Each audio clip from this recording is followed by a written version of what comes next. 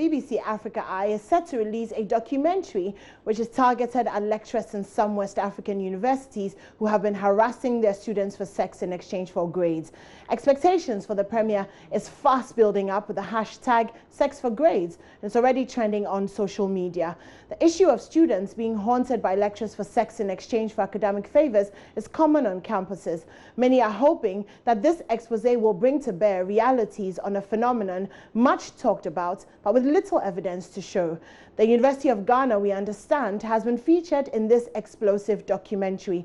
We will be live on campus to get some reactions from students, lecturers, and school authorities. Nancy Emefadra-Dosi is at the University of Ghana campus to get some reactions. We're crossing over to her now.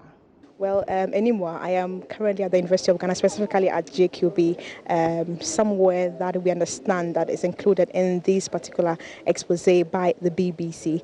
When I got here earlier, I tried to speak to some of the students, and most of them have stories to share. Most of them tell you that, their roommates have shared stories, their friends have shared stories, but all of them are scared of coming out to speak because of the fear of being victimized. But let me just give you a bit of a background. So in 2011, there was a committee, a 15-member committee that was set up by then the VC of the University of Ghana, Professor Aite, who started this committee basically to look at issues relating to sexual harassment because of how frequent students were reporting. So prior to that, we didn't have that. But in 2017, a policy document was drafted. And in this particular document, the CEGENTA, the Center for Gender Studies at the University of Ghana, was given the mandate to establish a committee to set up a sort of committee that would look into issues of sexual harassment. So in fact, there are about 14 members of this committee as we speak now. This includes a member from the law school, from CEGENSA, there's some from the psychology department, from the counseling and guidance department, and all these are supposed to listen to students. So students are supposed to go to some of these reps, make formal complaints, and then they're supposed to investigate, and an annual report is supposed to be given to the Vice Chancellor of the University of Ghana, Professor Aite back at the time, but that is what's supposed to be done. But I have a few students that I've met who are willing to share stories that of their friends have told them, and a lot of them, well, these girls I have behind me, are not really scared of sharing because these are not their personal stories. They say the stories that their best friends, their roommates have also been sharing with them. Let me just get closer to them and ask them really what the stories they have heard. What's your name? Barbara. Barbara, what level are you in? Level 200. Level 200. You have not been a victim, right? No, I haven't. Okay, so what story have you heard? Who shared the story with you? Okay, a friend of mine, whose friend was a victim. Yeah, she shared the story with me. What did she say? About this girl who was in level 400. Though the relationship started somewhere around 300, yeah. So they were in this thing for, like say, a year or so. So when she was about to complete, and the lecturer asked her to get someone to replace her, yeah. So I've been hearing a lot of things, and my roommate. So wait, let's interrogate this further. I want you to break it down for me.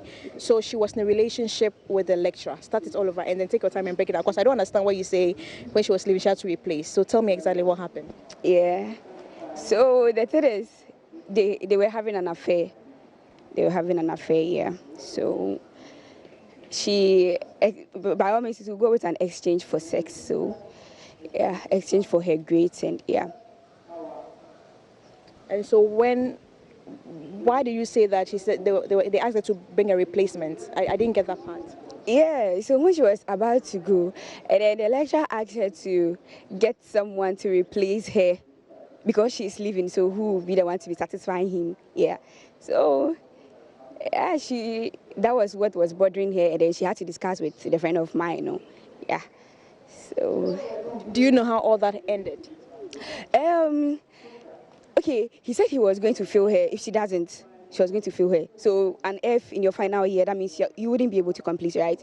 Yeah, so far as she has completed, yes, so there was someone. And then a lot of people are out there who are willing to. Seriously, there are some girls who are very eager, they are very lazy, and yeah, they would want that opportunity. So someone would probably grab that opportunity. So she's done with school. So you are saying, you are putting the blame on the students?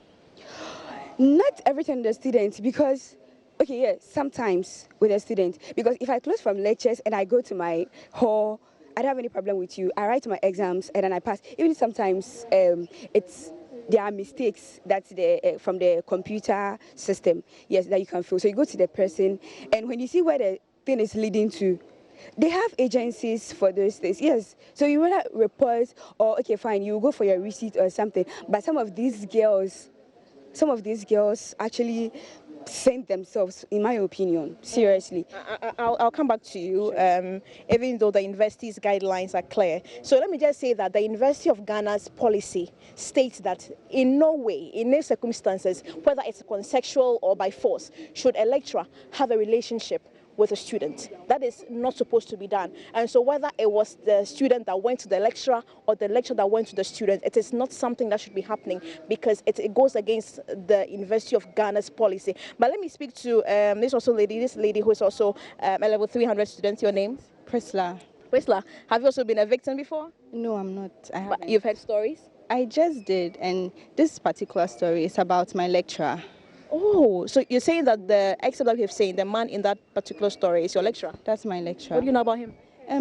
I didn't expect this from him. Honestly, I'm very surprised because he seems strict, too strict for that. Jovial sometimes, but then not too strict for that. But the proof that I've seen, I'm surprised. What, I'm sure you are on a platform with your colleagues. What are they saying? So some are saying that some haven't actually watched the video. They think it's just a student scandal going on because we students do things like this sometimes. So some are saying we should pray for him. Maybe it's the work of the devil. Some are laughing. They're saying, oh, they finally caught him and stuff like that. So some are against him, some are for him.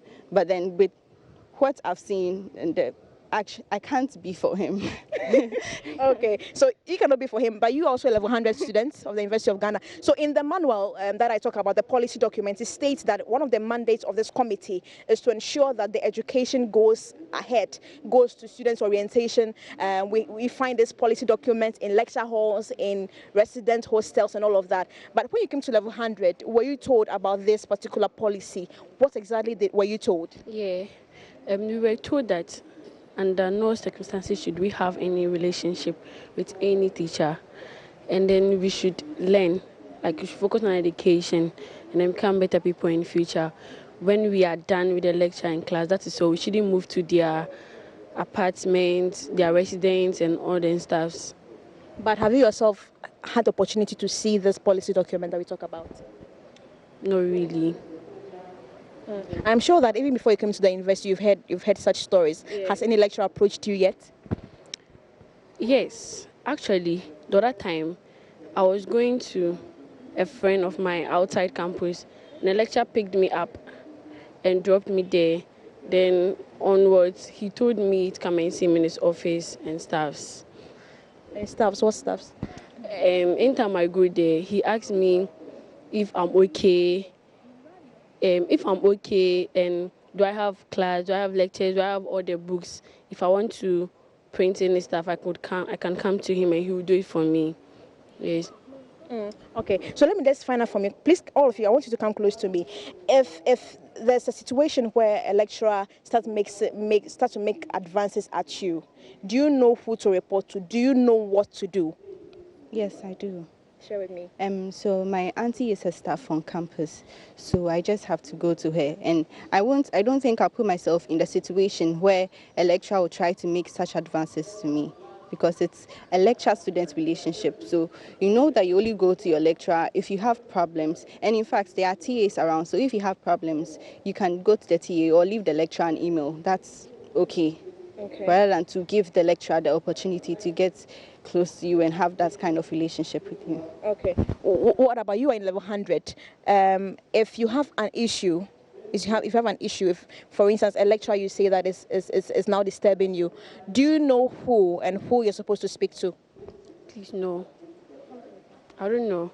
The only one I can speak to is when I go out to my mom. Okay. But do you have, now that you have heard about this, will you take the pain to look for whoever is in charge of this? Yes, please. Okay. All right. Let me also find out from you. You're in level 200, right? And you have heard stories. You have heard people's stories. Do you know who to report to if any lecturer is making advances at you? Seriously, the truth is no. Wow. Why? You've never thought about it? I would say yes. though I've heard stories about it, and then I have this perception like I'm not going to put myself in a situation where I'll go and then face this lecturer for him to even kind of have anything to do with me. Seriously, yeah. So. All right, thank you very much. So, anymore, from here, we'll try and go to the Center for Gender Studies because they are largely in charge of this particular policy document. We also know that the SRC has a representative on the board. We also know that UTAG has a place on the board. And so we're going to try to reach all of these, agencies and these departments where who are in charge of making sure that education goes down to the students, who are supposed to make sure that this policy document goes to everyone. I have tried to ask a lot of people whether they have even seen this document. And they tell me that they have no knowledge. They have no knowledge of this particular policy document that we're talking about. But if you take a very critical look at it, the underlying thing that the University of Ghana states in that policy document is that there is no way, no relationship should occur between a lecturer. So those who are saying that two consenting adults are coming together to take a decision that they want to go out, the university says no. In its policy, there is no way a lecturer should have any form of sexual relationship with any student, even here at the University of Ghana. And so the conversation continues anymore.